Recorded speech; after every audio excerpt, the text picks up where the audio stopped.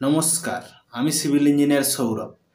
আজকে আমি এই ভিডিওর মাধ্যমে আপনাদের সামনে তুলে ধরব বাড়ি বানাতে হলে যে কলাম করতে হয়, সেই কলামে যে স্টিল বা রড ব্যবহার করা হয় সেটি কিভাবে রাখতে হয়, মানে ফুটিং জালির ওপরে কিভাবে রাখতে হয় সেই সম্বন্ধে আজকে আমি আলোচনা করব। আপনাকে তো প্রথমেই বলেছি এক্সকাভেশন করতে হয়।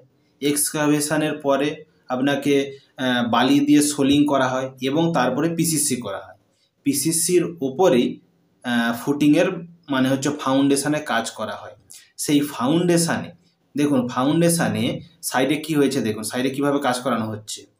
এই পিসিসি করার পরেই আপনাকে ফুটিং জালি দিতে হয় এবং ফুটিং জালির ওপরে আপনাকে কলামের রডগুলিকে বাঁধতে হয়। দেখুন সাইডে এভাবেই করা হয়েছে। এবং কিভাবে বাঁধবেন, আপনি যখনই একতলা বা দোতলা বাড়ি করবেন তখন আপনি লেআউট হিসেবে, মানে আপনার যে ড্রয়িং আছে সেই ড্রয়িংয়ের লেআউট যেভাবে মেজারমেন্ট করতে হয় সেইভাবে করার পরে এবং কলামের পজিশানকে চিহ্নিত করার পরেই সেই পজিশানে আপনাকে কলামের রডটি এনে রাখা হয় এবং সেখানে সেন্টার পয়েন্ট, সেটিকে আমরা সেন্টার পয়েন্ট বলে থাকি, সেই সেন্টার পয়েন্টে আপনাকে কলামটি এনে বসাতে হয়। এবং কলামটি বসানোর সময় আপনাকে দুদিকেই মানে চার সাইডেই আপনাকে লক্ষ্য রাখতে হবে কলাম যেন মিডিল পজিশানে বসছে কিনা, সেই জিনিসটি আপনাকে খেয়াল রাখতে হবে। এবং যদি দেখছেন যে কলামটি ঠিক মিডিল পজিশানে বসেছে তাহলে আপনি বুঝবেন যে আপনার লেআউট হিসেবে আপনার কলামের পজিশান ঠিক হয়েছে। দেখতে পাচ্ছেন সাইডে এইভাবেই আপনাকে কলামের কাজ করতে হয় বা ফুটিংয়ের কাজ করতে হয়। সেন্টার পয়েন্ট হিসেবে আপনাকে মার্কিং করতে হয় এবং তারপরেই কলামের যে রডগুলি বাঁধা হয় সেগুলিকে নিয়ে গিয়ে ওইখানে প্লেসিং করা হয়। এইভাবে সাইডে আপনাকে কাজ করতে হবে। দেখুন এইভাবে চিহ্নিত করার পরেই কলামের রডগুলিকে বসানো হয়েছে এবং কলামের রডগুলিতে অবশ্যই এল দেবেন। আগের ভিডিও আমি আলোচনা করেছি এল ব্যান্ড কী হয়। এল ব্যান্ড অবশ্যই আপনার দেওয়া প্রয়োজন, যাকে আমরা ডেভেলপমেন্ট লেন্থ বলে থাকি, অবশ্যই দেওয়া প্রয়োজন। এবং সেটি কত দিতে হয় সেটি আপনি ভিডিও দেখলে, আগের ভিডিও দেখলে অবশ্যই জানতে পারবেন। এবং এভাবেই কলামে যখনই স্টিলটি বসাবেন আপনাকে চার সাইডের মিডিল পয়েন্ট করে এই যে কলামের রডগুলিকে বসাতে হবে এবং চারিদিকে আপনাকে দেখতে হবে সব সাইডেই আপনার মেজারমেন্ট সমান আছে কিনা, এই হিসেব করেই আপনাকে কলামের রডটি বসাতে হয়।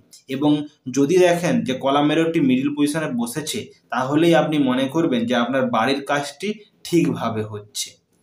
এইভাবে যখনই আপনি বাড়ির কাজ করবেন বা নতুন বাড়ি বানাতে চাইছেন, কি এই ভিডিওটি আপনাদের জন্য, কারণ আপনি এই ভিডিও দেখার পরে যখনই কাজ হবে তখন আপনি সহজেই এই কথাগুলির সঙ্গে রিলেট করতে পারবেন যে কাজটি ঠিক হয়েছে কিনা।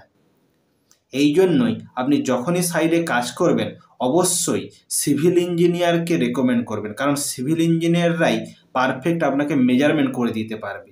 এই জন্য কাজের সময় অবশ্যই সিভিল ইঞ্জিনিয়ার রাখার চেষ্টা করবেন। এবং না হলে মিস্ত্রি ভাইরা তো অবশ্যই কাজ করতে পারবেন, কিন্তু সিভিল ইঞ্জিনিয়ার হলে আপনাকে কত সাইজের রড দিতে হবে এবং মেষ জালিকে কীভাবে দিতে হবে সেই সম্বন্ধে আপনাদের সামনে আপনাদের থেকে তুলে ধরবে যে এইভাবে করলে আপনার বাড়িটি ঠিকভাবে হবে। সেই জন্যই যখনই কলামের কাজ করবেন আগে যে বললাম যে সেন্টার পয়েন্ট ধরে আপনাকে হিসেব করে আপনাকে কলামের রডগুলিকে বসাতে হয় এবং সাইডে এইভাবে আপনাকে কাজটি করতে হবে এবং এই জিনিসগুলি আপনাকে অবশ্যই মনে রাখতে হবে। এইভাবেই বাড়ি সম্বন্ধীয় বিভিন্ন তথ্য আমি আপনাদেরকে সহজ ভাষায় আপনাদের সামনে তুলে ধরব। এই ভিডিওটি যদি আপনাদের ভালো লেগে থাকে তাহলে আমার সিভিল ইঞ্জিনিয়ার সৌরভ চ্যানেলকে সাবস্ক্রাইব করুন, কারণ বাড়ি সম্বন্ধীয় বিভিন্ন তথ্য আমি আপনাদের সামনে তুলে ধরব। এবং আগের ভিডিওগুলি আপনি অবশ্যই দেখবেন, কারণ আগের ভিডিওতে অনেক কিছু আমি পিসিসি কীভাবে করতে হয় এবং ফুটিং জালি কীভাবে করতে হয় সেগুলি আমি আলোচনা করেছি।